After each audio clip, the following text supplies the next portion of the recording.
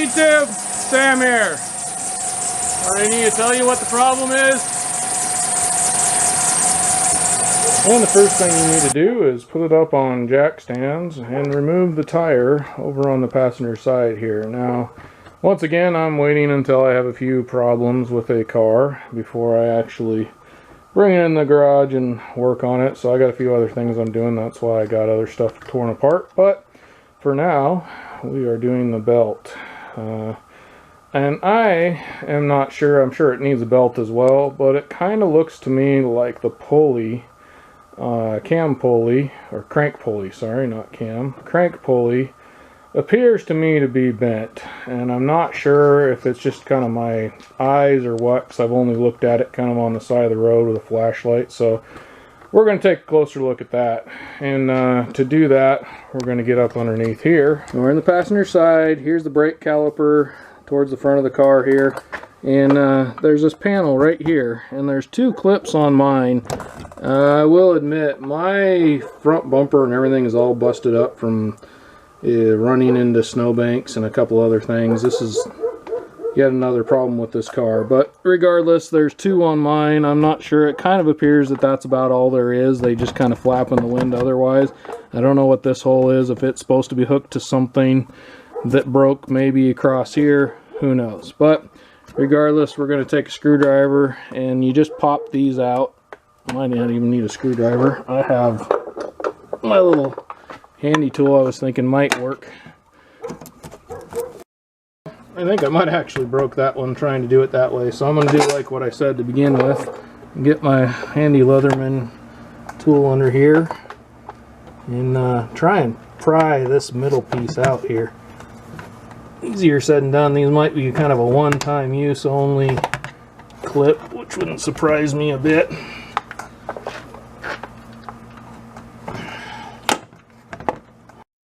Don't appear to want to work either way, so I'm going to attempt the first way and just pry the thing out of here. I'll have to look and see if I can order up some of those clips, because they appear to be, whatever they are, they broke.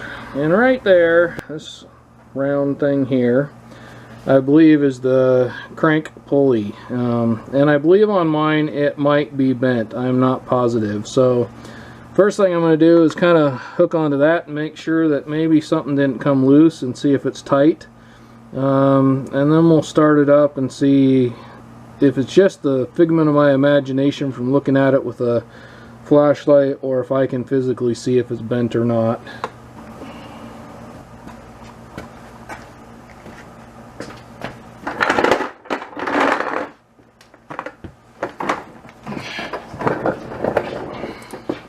Alright, and it appears to be a 15 millimeter.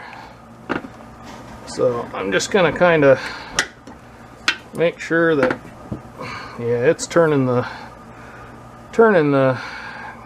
crank, so it's at least tight enough to do that. So I would say it's not loose enough to be wiggling around right now. Yeah, so this is where I say, if you do anything I do and you hurt yourself, I'm not responsible. If you don't like the way I'm doing it, don't do it. I'm just to explain what I was doing. I got the car off here. If I would have put that on there real close to it like that and just let it kind of run on this edge like I was doing before, now you can see there's holes actually here which could actually throw that off, so you got to be careful. I was right on this edge over here and I kind of let it sit there, and had it been bent or really off kilter, it would have moved my hand a bunch or let this just rattle quite a bit. And I did it down here as well to see if it was moving this direction side to side at all, and it didn't seem to be any problem. So I am no longer thinking it's that pulley, which makes me happy, because I didn't know if maybe there was a bent crank or the pulley was bad or what. I'm kind of getting mucky and dirty. I have my old camera here so you might see spots, but regardless, here's the crank pulley that we just looked at. What I believe now is fine.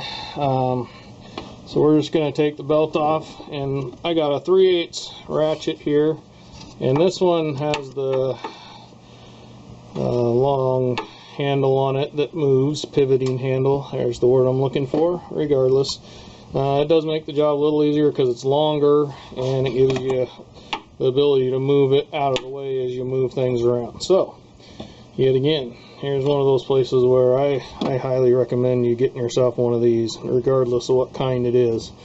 And right here is the tensioner pulley right here.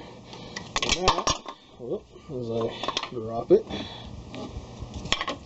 that has a hole in it that receives your 3/8 socket wrench of whatever you would like, and you pull on that and that loosens it up.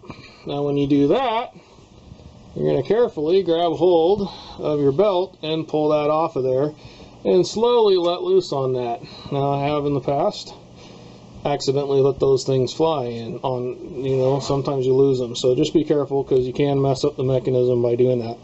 And I do feel this feels like there's plenty of tension on it, so I don't think it's the tensioner. I think I just got a bad belt and it's time to replace it.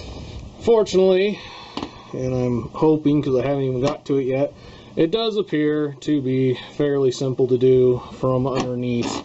You can get to this pulley from underneath, and you can get to the belt pretty easy to pull it off. Alright, well, this belt video is turning into a whole lot of not being able to see anything because there's just not enough room in here to do any filming. But what I can show you, now that we've gotten the belt off, we got a new belt, we're putting it back on here, is that I figured out where the pulley configuration is, the sticker for this one is on this car. And sometimes they usually are on the core support, radiator support, whatever you want to call it, or up under the hood, like a sticker like that. But on this car, on top of the belt here, you'll have to clean this off. But here's your fuse box here, and all the wires go along here, and your pulleys are along here, and right on top of your pulleys here is a good reference guide to how your belt is ran. So on this one, and I started, when I would put mine on, I started on the top, putting it around the alternator pulley there, just kind of laid it over the top here. And this one right here is the alternator, goes over groove side over the alternator, then under this idler pulley here, then up and over the cam pulley, groove side over the cam pulley, and then under this one here, which I believe is a water pump or something like that, I'm not positive.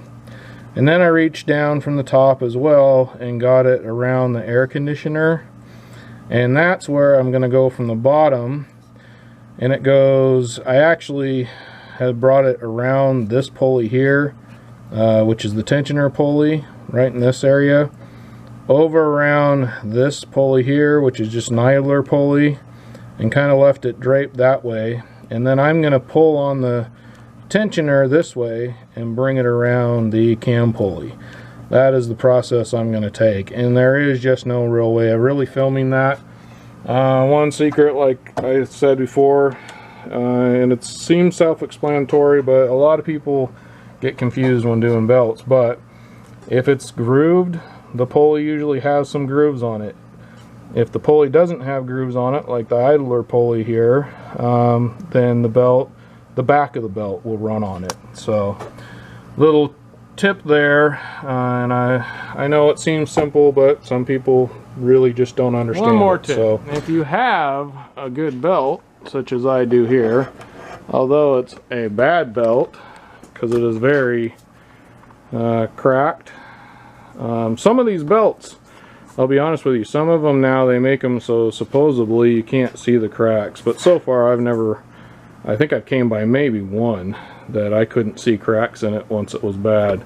But regardless, if you have a belt that's intact and when you pulled it off was only squealing or something like mine was, keep it in your car, because if you're in the middle of a drive and some rock or something comes up and smacks into that, all you need to replace it, and hopefully the weather's decent, but you can get on there and you can do this on the side of the road. Replace one of these belts if you had to, and get yourself to the next town to get another one. So, well, YouTube, I just ended that video, and it's actually been quite a while ago that I ended this video.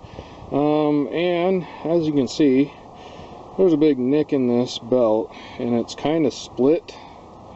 A section of it split off here, and it fell off on the way to my wife driving to work. So luckily she made it into the parking lot before it started heating up, and she couldn't hardly steer the thing, but she was able to get in there, and fortunately, like I said, I kept that other belt, because I was able to go over there, replace that belt with this belt in not so great weather. You might even be able to see or hear the raindrops. Anyhow, and I was able to do it from the top, and that's, for any of you that want to try it from the top, go right ahead, but it was much easier to do it from the bottom.